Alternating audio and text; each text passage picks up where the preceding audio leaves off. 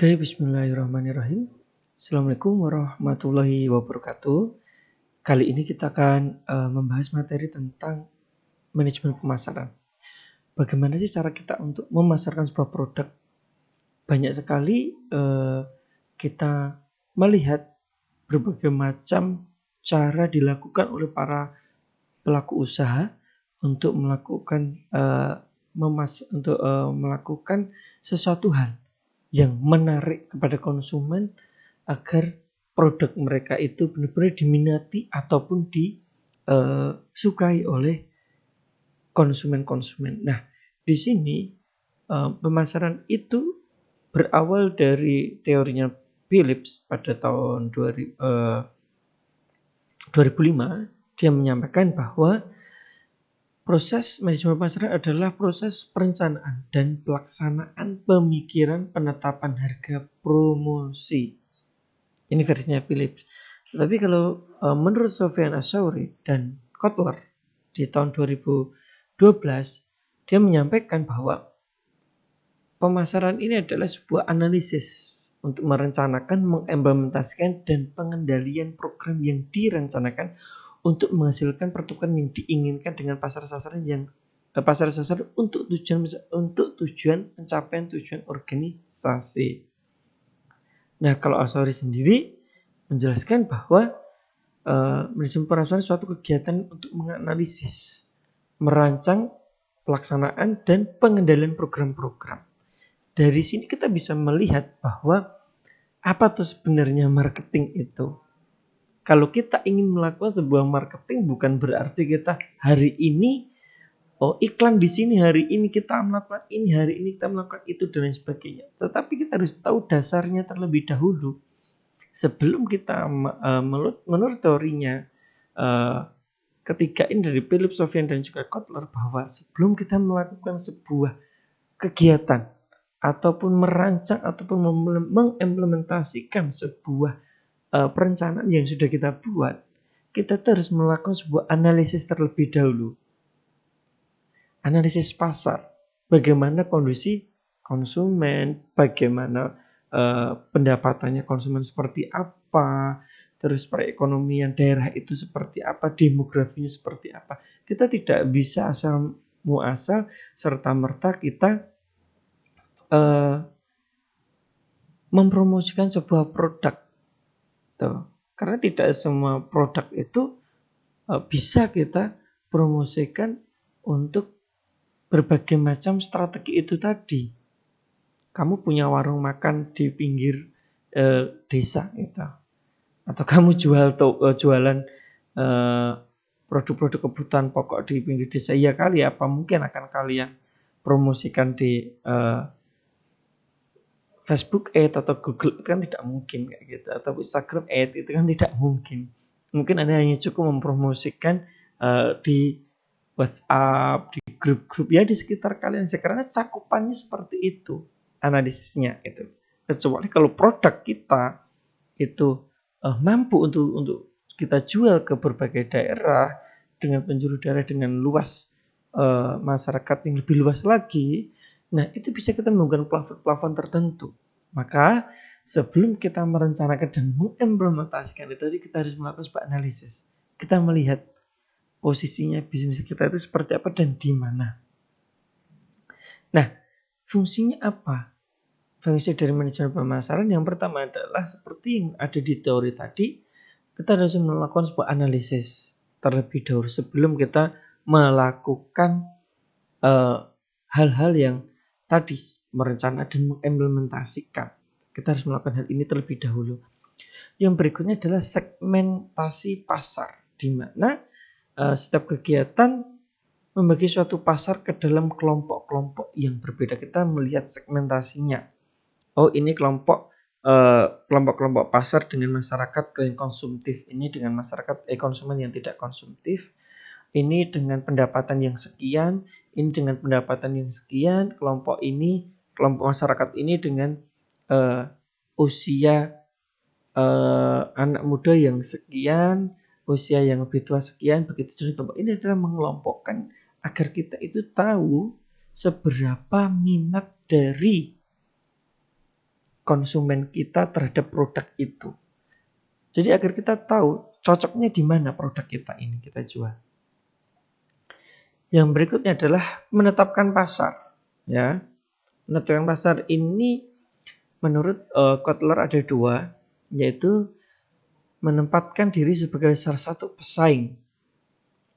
Yang kedua mengembangkan sebuah produk yang hari ini belum pernah ditawarkan di dalam pasar. Jadi penempatan pasar di sini adalah agar kita tidak merasa produk kita itu kita itu agar tidak merasa tidak ada produk kita diminati banyak orang karena kita hanya belum ada produk tersebut dibuat oleh produsen yang lain. Istilah kata produk kita ini baru kita yang menciptakan, terus kita merasa seperti itu. Kita jangan merasa paling diminati oleh konsumen. Kita jangan melakukan hal itu. Di saat kita menempatkan penempatan pasar, justru kita itu berusaha menjadi diri kita itu bersaing, dalam arti kita mungkin membuka usaha yang sama dengan brand yang berbeda untuk bersaing dengan bisnis kita sendiri, padahal itu milik kita sendiri. Kita membuka bisnis ayam geprek dengan brand ini, kita juga membuka bisnis ayam geprek dengan brand yang lain. Dulu nggak ada ayam geprek, dulu nggak ada ayam penyet. Berarti di saat kita yang pertama kali, seandainya kita yang pertama kali berinovasi seperti itu, jadilah kamu itu pesaingnya dalam bisnismu sendiri itu tadi dengan brand yang berbeda. Nah, yang berikutnya kita membuat produk baru. Ya kan, sekarang banyak sekali produk-produk inovasi baru yang dulu minuman variannya hanya sekedar segi ini, sekarang sudah banyak sekali variannya. Terus makanan juga sama. Nah, itu adalah menempatkan sebuah produk dengan yang belum pernah ditawarkan kepada konsumen atau pasar. Ini loh saya inovasi seperti ini. Coba kita floor ke publik, ke masyarakat atau konsumen. Apa tanggapan mereka? Ternyata tanggapan mereka sangat baik.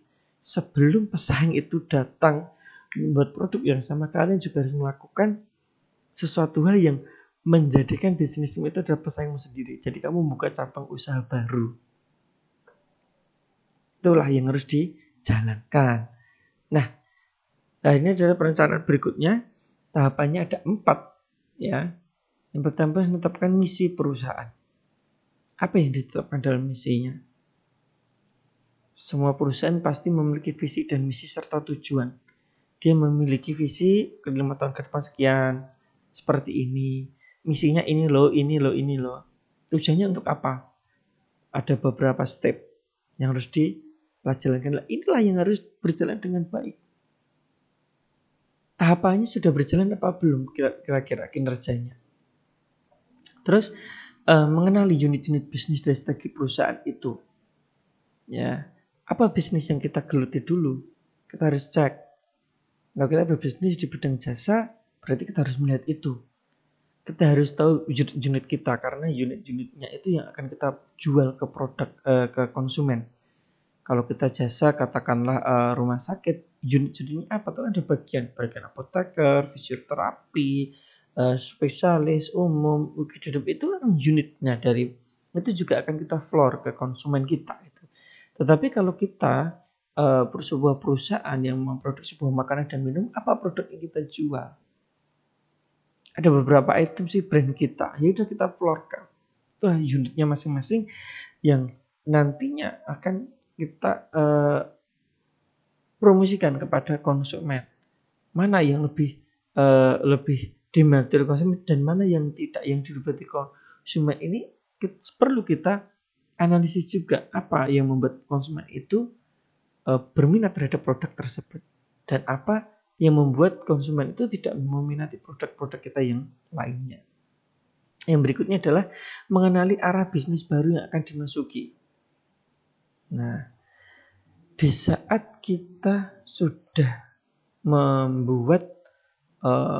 memutuskan atau membuat rencana untuk membuat sebuah produk baru, berarti kita bagaimana caranya kita bisa memahami tentang produk itu dan konsumen kita bagaimana. Itu ya yang harus diketahui itu. Yang berikutnya adalah tentang perencanaan-perencanaan ya yang bertujuan memberikan pendekatan yang sistematis dan rapi bagi perusahaan dengan cara menyeimbangkan dan menyelaraskan kegiatan pemasaran. Yang berikutnya menggunakan cara-cara berusaha di bidang pemasaran secara insentif dan optimal. Yang berikutnya mengendalikan yang cepat, tepat, dan teratur atas catatan, gagasan, atau pemikiran serta usaha-usaha. Ada tujuannya itu untuk pendekatan dari sistematis biar semuanya itu bisa berjalan dengan baik sesuai dengan pencapaian tujuan ya, biar nantinya tidak salah sasaran ataupun malah gagal. Karena dalam promosi itu kita membutuhkan keuangan yang cukup ya, uang yang lebih dan cukup karena semuanya itu hanya kita lakukan untuk mengenalkan sebuah usaha yang kita miliki. Nah, tujuan untuk manajemen pemasaran yang pertama adalah menciptakan demand dan permintaan. Demand ataupun permintaan di saat kita sudah menjalankan sebuah marketing yang baik, berharap ada sebuah permintaan dari konsumen terhadap produk yang kita miliki. Ingat ya, tujuan dari pemasaran itu tidak hanya kita melakukan sebuah marketing terus agar usaha kita rame, agar produk kita diminati banyak orang, agar produk kita menjadi ini. Tidak hanya itu saja, bahwa marketing yang dilakukan oleh sebuah perusahaan itu kebanyakan untuk mengenalkan produk, itulah yang pertama kali. Untuk mengenalkan produk kita. Ini loh, perusahaan ini punya produk X terbaru. Jangan berharap di saat produk baru kita ini kita floorkan kepada masyarakat, terus mereka langsung berminat. Tanggapan masyarakat itu berbeda-beda. Ada yang cuek, ada yang respect, ada yang kepo, ada yang enggak. Kita lihat saja masyarakat di jalan itu banyak sekali baliho-baliho, banyak sekali iklan-iklan ya. Apa kalian semuanya membaca di situ? Tidak. Apa kalian semua respect? Tidak.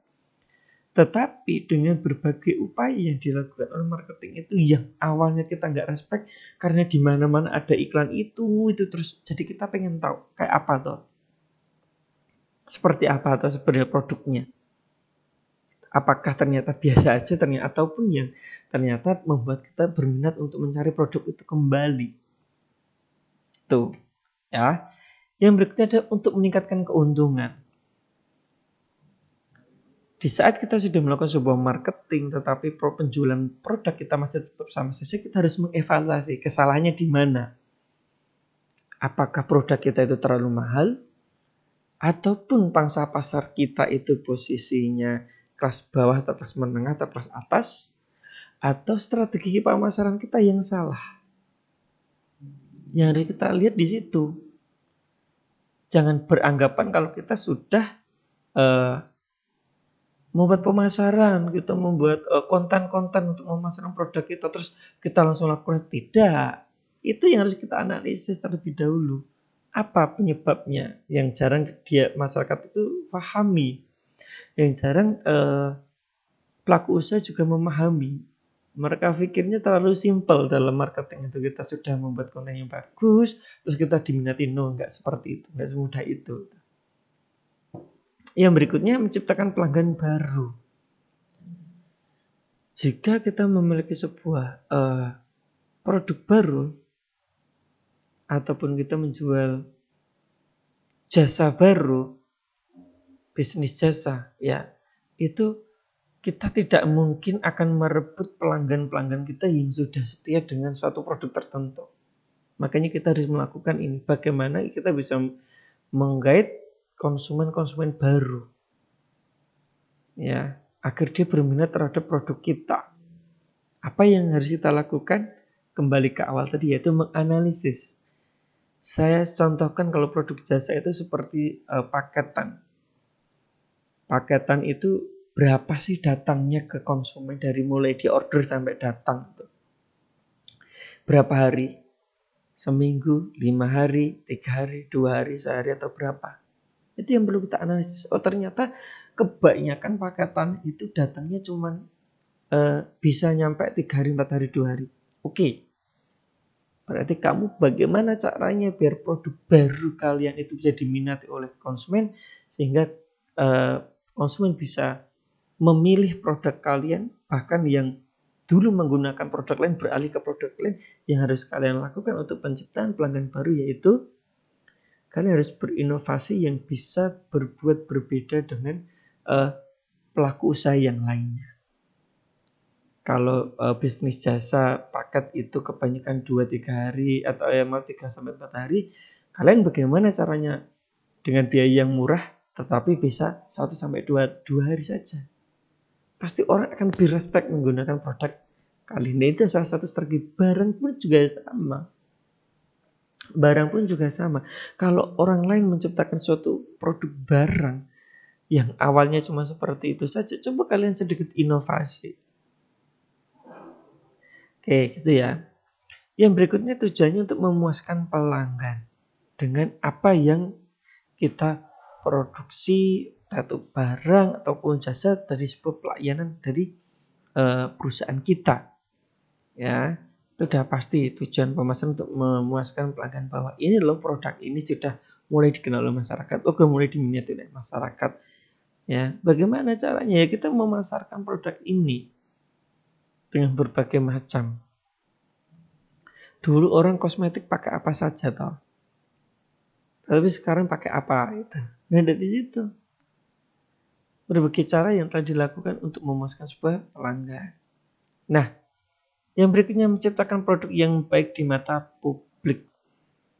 Ya, ini yang sangat penting sekali karena penciptaan kepercayaan publik terhadap suatu produk itu sangat penting sekali karena kesalahan kita dalam penciptaan sebuah produk ataupun kita melakukan sesuatu hal yang kurang tepat dalam bahan bakunya ataupun informasinya terhadap perlindungan konsumen itu berkurang saja, konsumen akan benar-benar meninggalkan produk itu. Karena di tahun 90-an itu pernah salah satu produk itu benar-benar namanya tercoreng di publik sehingga semua masyarakat itu tidak menggunakan produk itu, yaitu salah satunya produk dari penyedap masakan. Nah, tugas pokok manajemen pemasaran yang pertama adalah permintaan negatif. Yang kedua, tidak ada permintaan. Dan yang ketiga, permintaan tersembunyi. Yang keempat adalah permintaan menurun. Nah, permintaan negatif merupakan keadaan seluruh atau sebagian segmen yang penting dari pasar potensial tidak menginginkan barang atau jasa itu dan pada kenyataannya dapat dibayangkan kemungkinan orang menghindari membayar harga. Oke. Yang pertama. Yang kedua, keadaan di mana seluruh atau sebagian segmen penting dari pasar potensial tidak atau kurang berminat terhadap barang atau jasa tertentu. Dan yang ketiga, di mana banyak orang merasakan sangat membutuhkan barang atau jasa yang sempat saat ini belum dihasilkan. Yang keempat adalah keadaan di mana permintaan barang atau jasa tertentu cenderung menurun bila tidak diikuti dengan usaha perbaikan. Ini adalah tugas pokok dari manajemen pemasaran. Jadi semuanya sudah mulai memahami ya. Tugas pokok manajemen pemasaran seperti apa.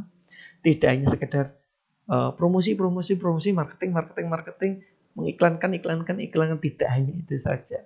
Tetapi harus ketahui seperti yang saya sampaikan di awal bahwa di saat kita melakukan sebuah marketing, tidak semua yang kita promosikan kepada publik mereka akan berminat atas produk kita. Jadi mindset itu harus kita rubah.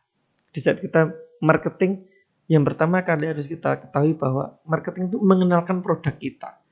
Jangan berharap dulu untuk closing ataupun diminati langsung. Saya sudah iklan di ini, saya sudah melakukan ini, tapi kok ternyata produk kita tidak diminati.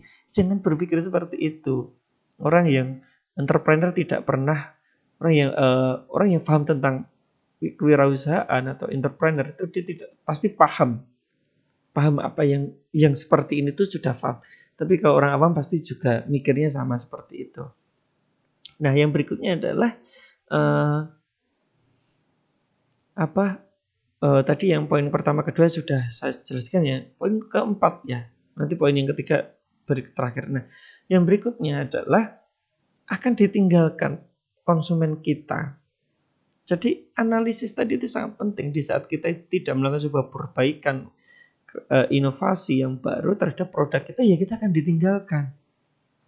Kita harus belajar dari Nokia ya, karena Nokia tidak mau berinovasi dengan perkembangan zaman, ya dia ditinggalkan oleh konsumen. Produk-produk elektronik, handphone dan lain sebagainya pun sama. Kalau dia tidak berinovasi dengan perubahan tren baru, dia akan ditinggalkan. Semua produk makanan, minuman, otomotif, teknologi sama. Kami bisa melihat mobil-mobil itu kan setiap tahun, 2 tahun, 3 tahun, bisa jadi 1 tahun sekali, 2 tahun sekali, 3 tahun sekali itu juga mengalami perubahan desain. Yang dulu seperti apa, yang sekarang seperti apa. Handphone juga sama. Semakin kesini, RAM-nya semakin tinggi, harganya sangat murah dan sebagainya. Itu yang harus diketahui. Yang berikutnya adalah kita harus bisa menangkap apa yang diinginkan oleh konsumen. Pelaku usaha harus bisa seperti itu.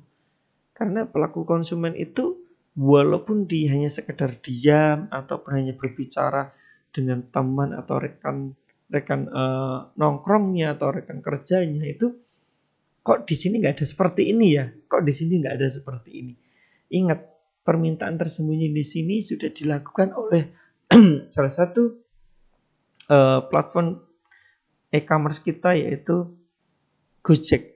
Hadirnya Gojek itu adalah karena permintaan tersembunyi ini. Itu yang perlu diketahui oleh masyarakat, bahwa sebenarnya masyarakat itu sudah lama sekali menanti sebuah sistem yang instan itu. Bagi mereka turun dari kereta, kendaraan umum seperti bus ataupun dari bandara gitu, kita tinggal pencet HP saja sudah datang tuh layanan jasa transportasi itu. Kalau dulu kita harus telepon dulu, tetapi kita hanya dengan menggunakan handphone dan aplikasi aja sudah bisa datang. Nah, ini adalah yang harus kita pahami, bahwa pelaku usaha bisa menangkap permintaan konsumen yang tersembunyi. Nah, salah satunya contohnya adalah Gojek itu lahir karena dia adalah memenuhi kebutuhan atau gagasan-gagasan masyarakat, memenuhi kebutuhan masyarakat yang tersembunyi, yang akhirnya keinginan itu menjadi sebuah gagasan dan dirancang dan diimplementasikan oleh Gojek itu sendiri, pemiliknya. Gitu. Nah, berikutnya adalah permintaan yang tidak teratur, di mana keadaan terdapat pola waktu dari permintaan yang ditandai oleh fluktuasi musiman. Jadi kalau permintaan yang tidak teratur ini sama halnya seperti jumlah permintaan berbagai macam produk jasa ataupun barang. Ya, kalau di Indonesia tren-tren seperti ini biasanya di musim-musim liburan, musim-musim liburan panjang seperti tahun baru dan tahun baru, Natal, terus Lebaran, puasa dan lain sebagainya. Lalu di luar negeri itu di musim-musim libur panjang atau di musim-musim pergantian, di waktu-waktu pergantian musim di negara-negara tersebut. Nah, ini biasanya permintaan tidak teratur.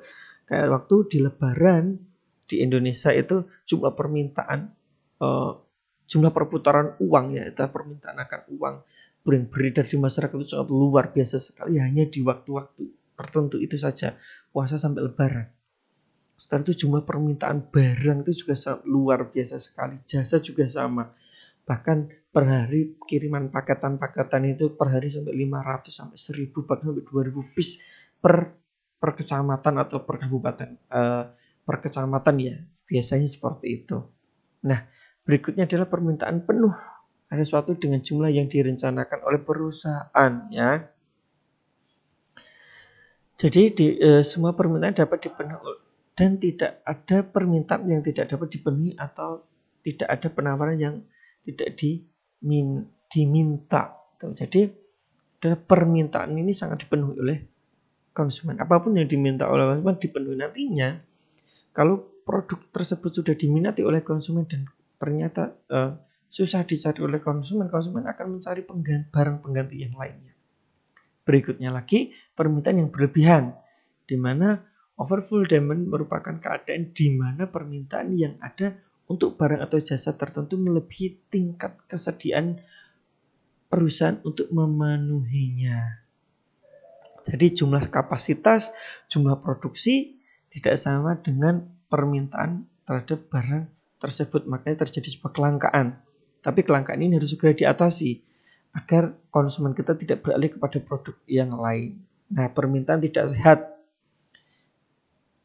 Wholesome demand merupakan suasana di mana suatu permintaan dirasakan merupakan pelanggaran atau di luar batas perundang-undangan serta tidak diinginkan untuk ditawarkan atau mengandung unsur yang kurang dikehendaki. Nah, ini tidak boleh dilakukan karena melanggar sebuah aturan-aturan main dalam perusahaan ataupun perlindungan terhadap konsumen itu sendiri. Nah, konsepnya apa manajemen pemasaran? Yang pertama adalah konsep untuk produksi, konsep produk, konsep produksi, konsep produk, konsep penjualan, dan konsep pemasaran serta konsep pemasaran berwawasan sosial. Ini yang 5 hal ini yang harus dilakukan ya. Jadi kita harus memiliki sebuah konsep di saat kita ingin memproduksi suatu barang, ya, konsep agar nanti bisa diminati, agar konsep produksi dan produk kita ini benar-benar akan bisa diminati oleh konsumen kita, agar pelanggan itu menyukai produk-produk yang kita buat itu. Nah, produk kita itu harus bersifat benar-benar inovasi ataupun kreativitas dari perusahaan itu, setidaknya menariklah perhatian dari konsumen itu. Berikutnya kita harus memiliki sebuah konsep penjualan. Konsepnya kita seperti apa?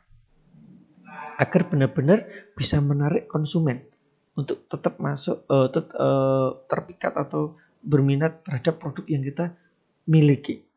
Nah, yang berikutnya konsep penjualan kita sudah dijalankan, baru kita menjalankan konsep dari pemasaran produk tersebut. Ya. Bagaimana pemasaran kita? Kita pemasarannya kemana saja? Jangan langsung semuanya di full kan. Kita harus menganalisis seperti yang saya sampaikan sebelumnya. Kita melihat seperti apa, bagaimana. Kayak gitu. Bagaimana jumlah konsumen kita itu kebanyakan ada di mana? Demografinya seperti apa? Itu harus kita melihatnya di situ. Baru kita menjalankan konsep dari pemasaran itu sendiri. Nah, yang berikutnya adalah selain kita melakukan sebuah inovasi dalam mengkonsep sebuah produk, menghasilkan produk, kita memiliki konsep penjualan dan pemasaran, kita juga harus berwawasan untuk bersosial. Bersosial ini selain kita juga menjalankan promosi terhadap produk kita juga harus membagikan produk kita ini biar dikenal oleh masyarakat. Jadi kita istilahnya menyelam sambil minum air. Kita juga melakukan sebuah sosial kepada masyarakat dan membagi-bagikan produk, katakanlah. Di sisi lain kita juga mengenalkan produk itu kepada masyarakat. Nah, selanjutnya karakteristik manajemen pemasaran yang pertama adalah berorientasi pada pelanggan. Ya, yang kedua adalah melakukan sebuah riset terhadap pasar. Yang berikutnya adalah pemasaran yang sistematik. Dan yang terakhir adalah kepuasan pelanggan serta membuat rancangan pemasaran. Kita melihat orientasinya terhadap pelanggan yang seperti apa. Ya, semua kegiatan bisnis harus diarahkan untuk menciptakan dan memuaskan pelanggan. Itu sudah jelas ya. Kita membuat sebuah produk itu untuk memenuhi kebutuhan masyarakat dan kita mencari sebuah keuntungan. Itu bagian dari ilmu ekonomi bisnisnya kita gitu. Nah, berikutnya adalah melakukan sebuah riset ya untuk mengetahui dan memahami tentang kebutuhan dan keinginan pelanggan tadi. Ya, di saat kita mau memasarkan produk, kita harus melakukan hal itu. Saat kita mau membuka usaha, kita juga harus melakukan riset. Saat kita mau menjual produk, kita juga harus melakukan sebuah riset harga. Di saat kita mau mempromosikan, memasarkan produk, kita juga harus melakukan sebuah riset terhadap pasar yang dijelaskan sebelumnya. Nah, yang berikutnya adalah memasarkan yang sistematis, di mana departemen pemasaran harus mengembangkan bauran pemasaran yang paling tepat. Ya, sistematis harus tepat sasaran. Benar-benar kita itu sudah mengetahui pelanggan kita itu di mana yang mayoritas. Jadi benar-benar kita bisa memenuhi kebutuhan pelanggan tersebut. Ya kan? Jangan sampai di kota A, kota B, kota C, kota D dari kelima kota dari kota E ya, dari kelima kota ini mana yang paling signifikan menyukai produk kita. Jadi kita harus benar-benar tepat sasaran yang sistematisnya seperti itu agar benar-benar kita bisa memenuhi kebutuhan dan memuaskan pelanggan kita.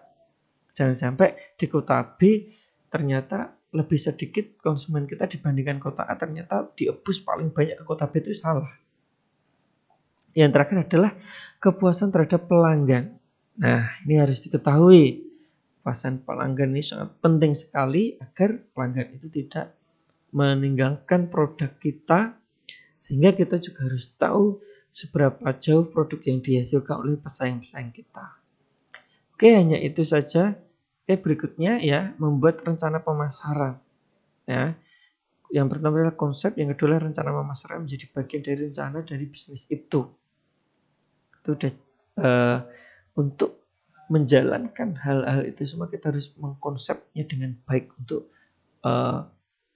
produk kita agar apa yang kita rancangkan ini benar-benar tepat sasaran dan bisa menghasilkan apa yang diinginkan oleh perusahaan itu sendiri. Oke, sekian apa yang saya sampaikan pada materi kali ini tentang manajemen pemasaran atau marketing. Kurang lebihnya mohon maaf. Assalamualaikum warahmatullahi wabarakatuh.